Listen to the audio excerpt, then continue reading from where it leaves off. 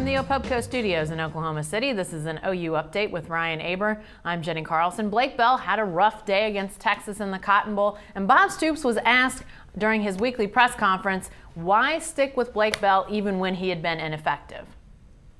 Well, just because of everything we've seen in the last 2-3 games and the way he's practiced.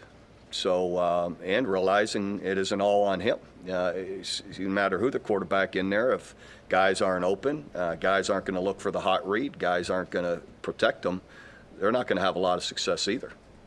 Well, Ryan, Bob Stoops brings up a good point here. Blake Bell's not getting a bunch of help. His receivers have dropped passes, not made the right reads. Offensive line has left him vulnerable a few times. But let's talk about Blake Bell. You've looked at film. What do you see out of Blake Bell and what's ailing him right now? Well, it's a little bit of everything. One of the things is they don't trust him to go downfield very often because he hasn't shown the ability to complete those passes consistently.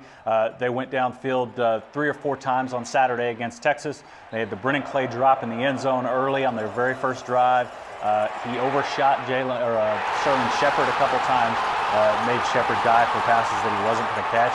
And they really didn't try to go downfield much more than that. The longest pass of the game was a 47-yarder to LaColton Bester, and that was just on a little short pass out into the flats that Bester made something happen. So they don't trust him enough to make those throws, and that's really hurt them offensively. Well, it's obviously hurt you because you don't have that big playability in the passing game, but it also affects the run game, as we saw Texas really contained and pinched in after you didn't throw the ball deep. Absolutely. They don't have to respect the downfield pass at all. They sort of dared Blake Bell to beat him downfield, and he obviously couldn't do that for a variety of reasons, and they were able to stack up and slow down the run. The Sooners were able to run the ball effectively overall. They just didn't get an opportunity to do it very much because they were playing catch-up, and Texas had so many more offensive plays than they did. Can you fix it? Is this a fixable problem for Blake Bell in this offense? Well, I think they've got some receivers who can make the plays. They just need to get those guys involved and get them on the right page. We had